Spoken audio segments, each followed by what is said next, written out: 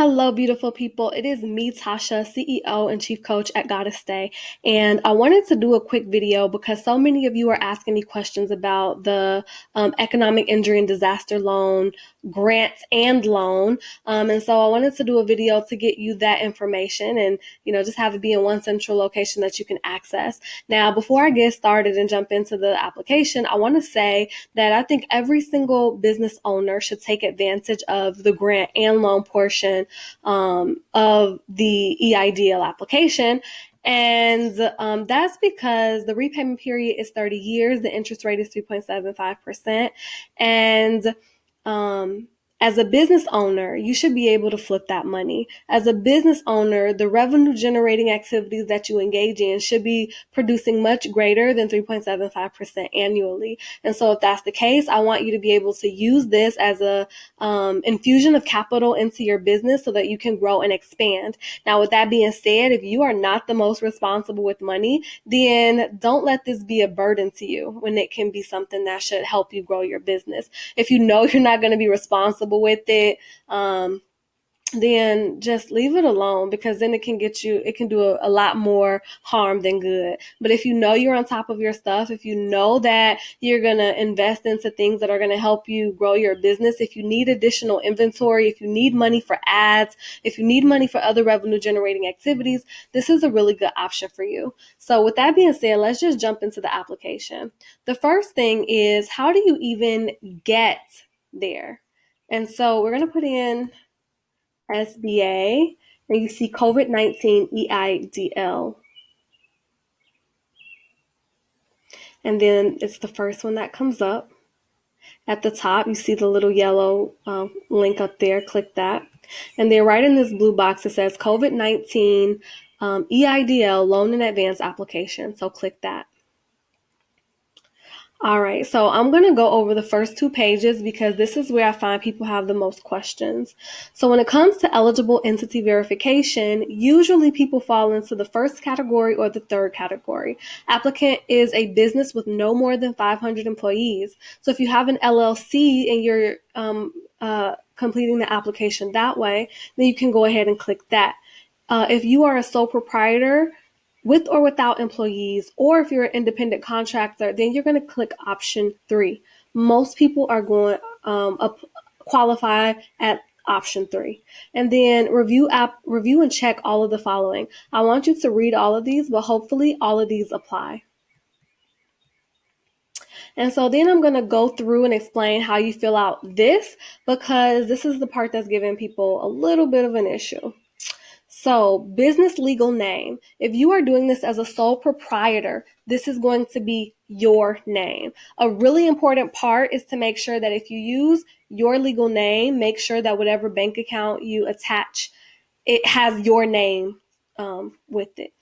If you have a trade name that you use for your business, you can put that there.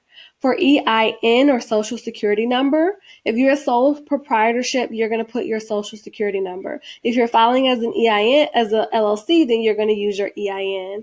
In terms of organization type, this is going to be sole proprietor, S Corp, C Corp, limited liability partnership. However you filed your business, that's what you're going to put here. For most people, it's going to be LLC or sole proprietorship. So yes. Is the applicant a nonprofit organization? If you are not filed as a nonprofit, click no. Is the applicant a franchise? If you are not filed as a franchise, click no. Really important part, gross revenue and the cost of goods sold. So this is basically how much you made and your expenses. So put this here and make sure you fill it out accurately for the last 12 months before January 2020. So this is looking at 2019. Rental properties, lost rents due to the disaster. So if you have lost rent due to residential or commercial property, you can put that here. Only for rental properties.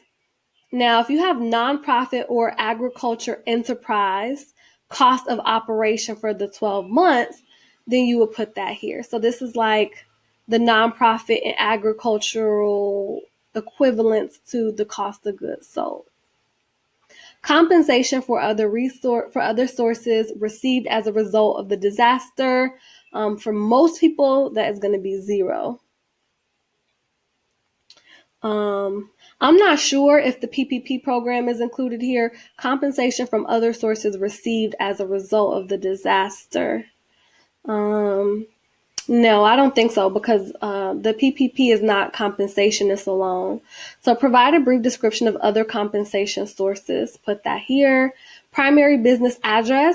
If you are filing as a sole proprietor, you can use your home address. If your business has an address, you can use that as well.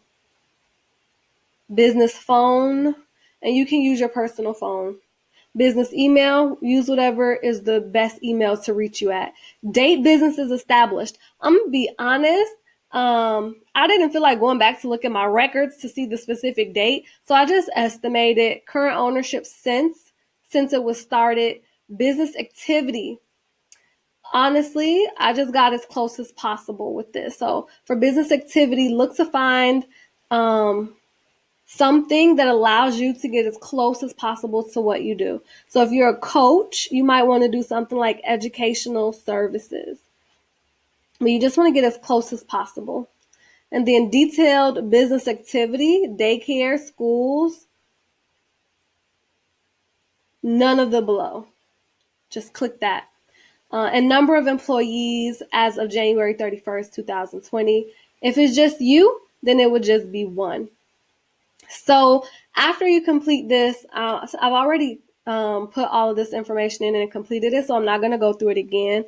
But after you complete all of this, then it's going to ask you business owner's information and additional information. These are really simple. This application should take you no more than 20 minutes. Couple things that you do want to know. Once you get to the final page, it's going to ask you to check the box if you want to be considered for the $10,000 advance. You absolutely want to click that box. If you don't, you will not get your $1,000 advance as a sole proprietor. If you are an LLC and you click that box, the number of how much you're going to get as an advance is going to be /grant is going to be based on the number of employees that you have. I am not an expert in this by any means. I've helped several people through the process. So I'm just doing this because I want you guys to be able to have access to money that's going to help grow and expand your business. That's it. Try not to make any mistakes on your application because they are swamped. And if you make a mistake, it could take them months to fix it. If you do this right, they will get back to you with the response in as little as 7 days. But if you get anything on the application wrong, it is going to ruin your application because it takes them a long time to update things and get back to you. If you fill this out and you don't hear back from them, then there probably is an issue with your application. They're not going to call you. You have to call them. So if you haven't heard back from them after 7 days, then I recommend that you call them.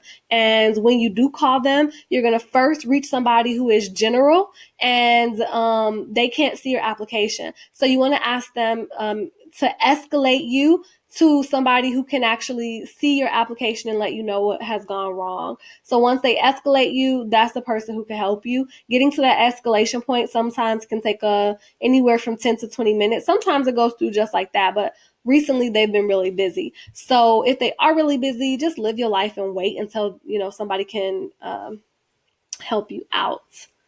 Let's see, is there anything else? I